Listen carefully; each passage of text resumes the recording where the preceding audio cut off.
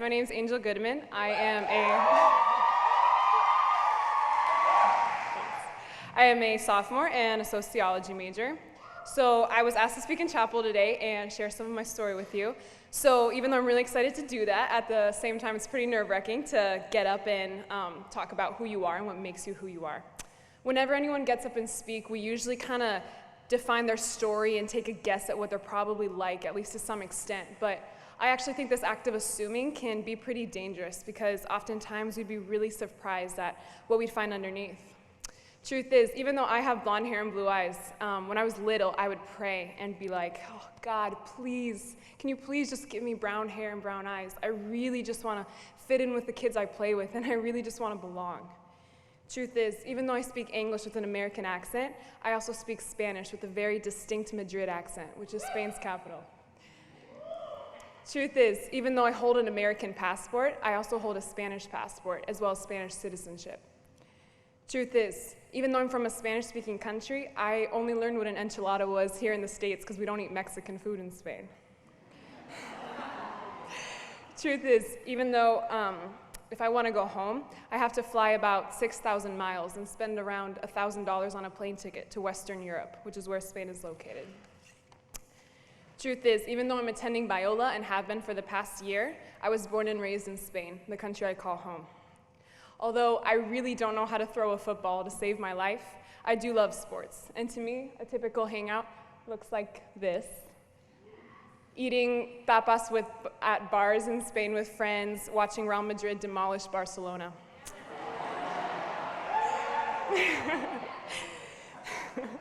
Sometimes in conversations, I struggle to not grab your hand or finish your sentences and cut you off, because Spaniards like to talk over each other, which makes us a really loud culture.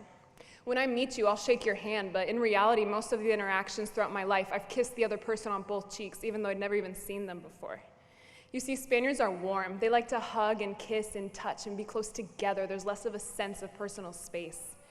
Spaniards are honest. They do less small talk and more real talk. If you're acting stupid, they'll let you know. And if you gained a lot of weight this summer and you look really fat in that outfit, they'll let you know. Spaniards are hospitable. To them, a 2-hour visit can feel like a short visit. Pictured here is a woman named Maria Jesus. She was, for me, an adoptive Spanish grandmother.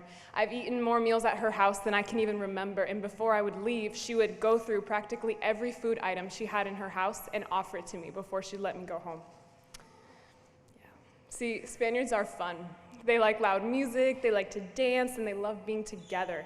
They love to celebrate birthdays, holidays, but they celebrate few things as hardcore as they do when Spain does well in soccer. Pictured here, some of our family friends gathered all together in our little living room, which is considered a big living room in Spain, actually, all on one couch, celebrating together a goal that Spain has scored in the Euro Cup.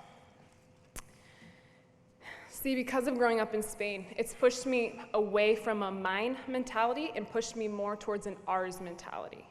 Although I like my schedule and I like things planned, the Spanish culture has really taught me that even though schedules are important, sometimes it's even more important to just stop and see how people are doing. It's inspired me to see the faith of Spaniards who are madly in love with Jesus in a country where spirituality really is not taken very seriously and where less than 1% of the population are evangelical Christians. It's opened my mind to the idea of doing things differently. For me, it's highlighted the things that the United States does really well, the things that Spain does really well, and it's helped me see that every single culture has something beautiful that we can all learn from. So I'd encourage you, think about the people in your life, where they're from, and ask them what they love about those places. There's so many stories worth sharing, and I guarantee you that from every single one, there's something that we can learn. Speaking of stories, Yuma, another global student, is going to come up and share his story. So please give him a warm welcome, and thank you so much for listening.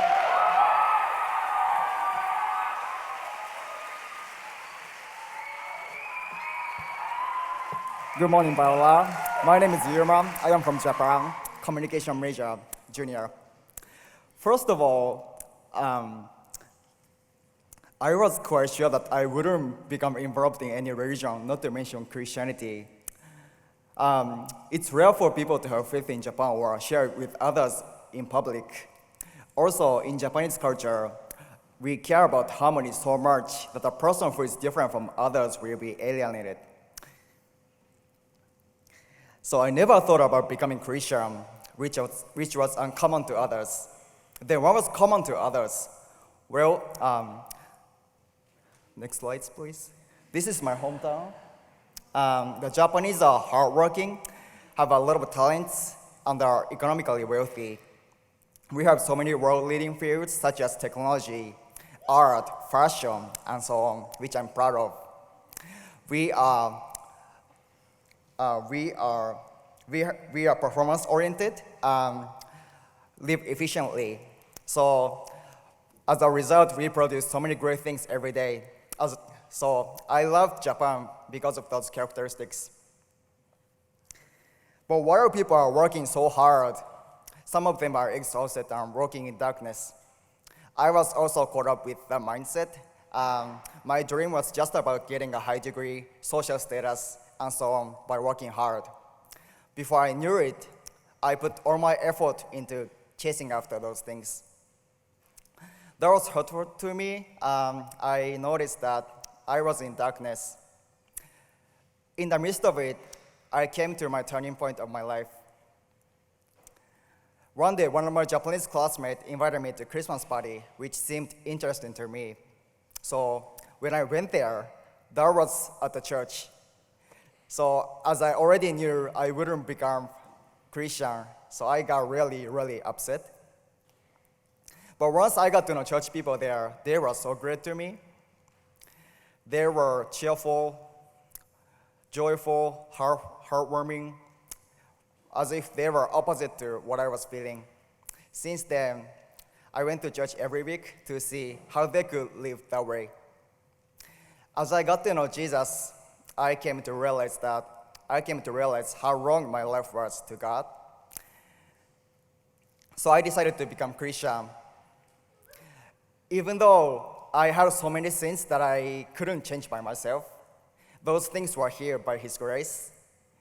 Originally, my wish was to transfer to prestigious universities in the US. But after I got to know Jesus, I realized that my wish was just to seek God instead of fame. So last semester, I came to Biola. Thank you. After I came here, I've been blessed with so many wonderful things, such as classes, professors, friends, and so on. And also, I got an opportunity to serve for Global Student, where I got to share my story, and now I'm speaking. So it is still amazing for me to look back how He guided me to here. I got to know the fact that there are so many Japanese people who are struggling without knowing their life purposes. So I want to continue to live to chase after Jesus and share this joy with others for the rest of my life. Thank you everyone so much for listening. Next, Auntie is going to come up to share her story with you. Thank you.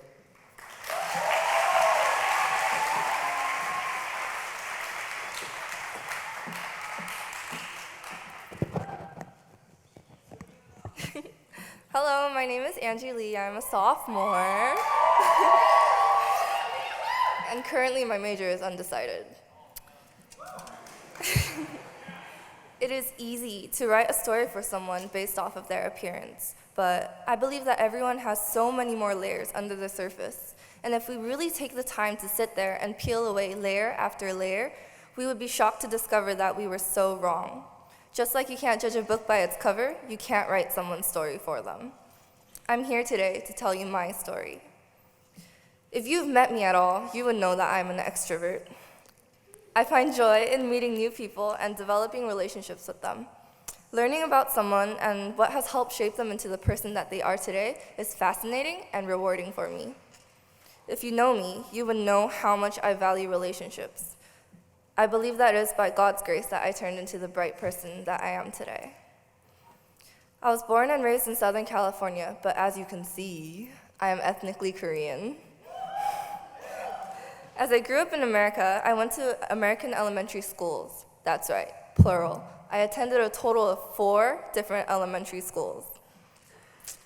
Each year, my parents would move my younger sister and I to a different house, and as a result, we would have to move schools every year. Instead of becoming closed off and afraid of making new friends, I learned to adapt, and as a result, forced myself to be open and outgoing. I acquired an urgency in building relationships because I knew that we wouldn't have much time together. Because I was unable to keep a consistent friend group at school, my only constant community were my church friends. They were basically my family. However, in 2007, after my last year of elementary school, my parents decided to obey God and become missionaries in Qingdao, China.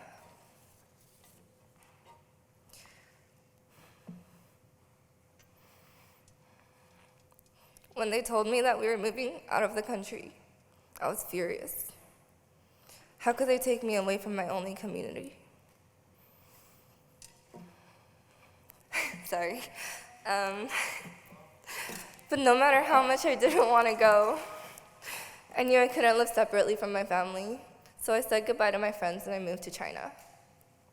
In China, I attended an international school where the majority of the student population was Korean. These students insisted that because I looked Korean, I was Korean. This confused me because all my life I had thought that I was American. Another thing that came as a shock for me was that at international schools, people come and go. For once in my life, I wasn't the one leaving, but rather the one being left behind. Every year, I lost a close friend, and that broke me. These are some of my best friends. For the first 3 years of living in Qingdao, I was so angry at my parents and God. I hated being in a country where I couldn't understand the language and people pushed you around on the streets. I missed my church friends back at home. I was feeling abandoned each year as I lost friend after friend. I couldn't figure out where I belonged. Was I Korean? Was I American? Who was I? With all of this going through my mind, I started acting out in 8th grade. I hated that my parents had forced me to move and suffer in China. I hated that God had made me move.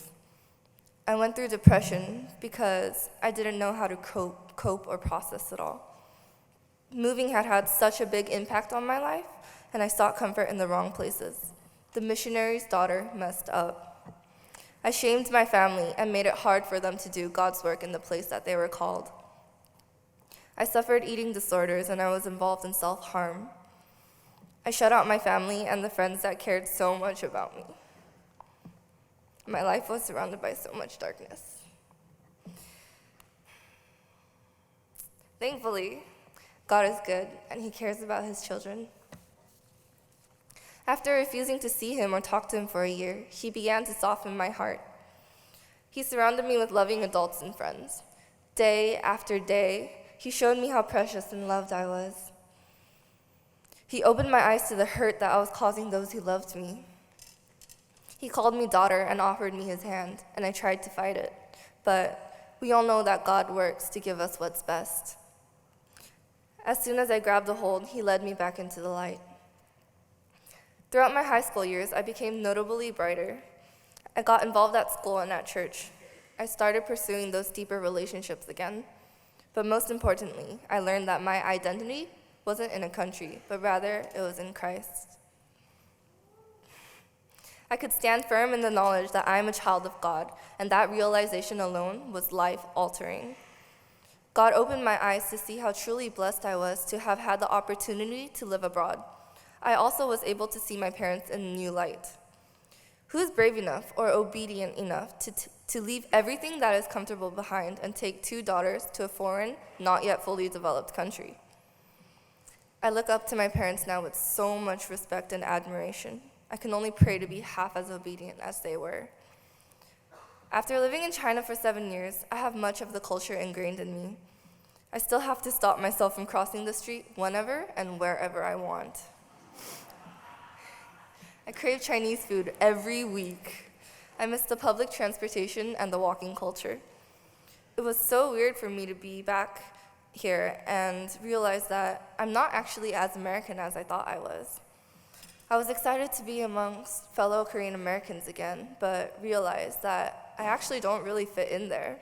Instead, I was able to relate to someone who had grown up in India rather than a fellow Korean American. Although I relate with the countries America, Korea, and China, I identify myself as a child of God. If you get to know me, you will know that that is my story. What is yours?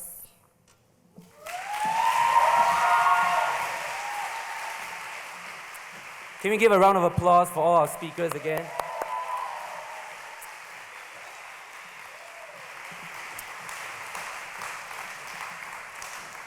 And so something I truly believe is that every student here in Bala has a voice that needs to be heard and a story that needs to be told.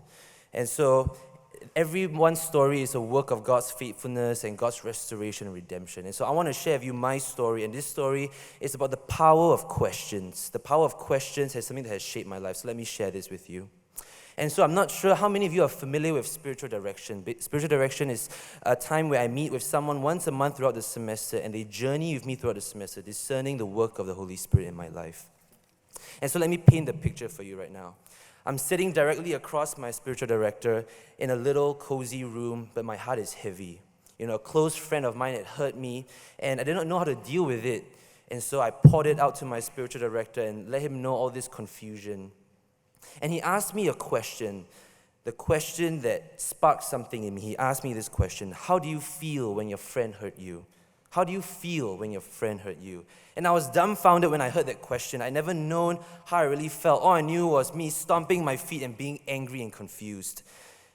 But as he asked that question and I was able to dig deeper inside the layers of emotions and insecurities, the journey of healing began. And so that's the power of questions. And so you're asking, why do I share this story? I share this story because of my realization of how powerful questions can be. But not just any kind of random, arbitrary questions, but good questions, deep questions that show someone that we know them, we love them, and we see them. And so Glennon Melton, a famous writer that I admire, said this. She said, questions are like gifts. While carrying questions are like a key that unlocks the room inside the person you love, a half-hearted question locks you out. And so it's the thought behind the question that the receiver really feels. We have to know the receiver to give the right gift and ask the right questions. And so let's try this. Maybe next time your roommate comes in, into your room, maybe you can ask something else other than, how was your day? Maybe we can ask something like, how did that difficult exam go that you were studying for? Or how did that meeting go? And maybe when we see our friends, we can ask them different questions other than, how are you? Because you know what? They don't know either. It was a lot. And so maybe we can ask different questions like, what's been going on really well with you recently? Or even what's been really difficult for you? And when you meet global students like Angie and Angel, instead of asking questions like, which country is better, Spain or the USA? Choose. We could ask different questions. We can ask questions like, what do you love about Spain and what do you love about the US? And so I know these questions seem a little weird and awkward, but it's not any weirder than asking the same boring, empty questions every single time and getting the same boring answers back in return. And so now don't get me wrong, I'm not saying that the questions like how are you or what's up are wrong. I use it so much too, but I believe that personal gifts and personal questions feel so much better, don't you? Love is specific, and the more time and attention we pay to our questions, the more beautiful the answers become. And so I'd like to emphasize this quote by Tim Keller. He says, to be loved but not known is comforting but superficial. To be known and not loved is our greatest fear. But to be fully known and truly loved is, well, a lot like being loved by God. And so how can we start our journey of knowing and loving one another? How can we abound in love? How can we love our neighbors and those that look different from us and talk different from us? Well, just like my spiritual director began with asking me the good questions, we too can start practicing this by asking personal and specific questions, because through the power of questions, we demonstrate the love for our neighbor.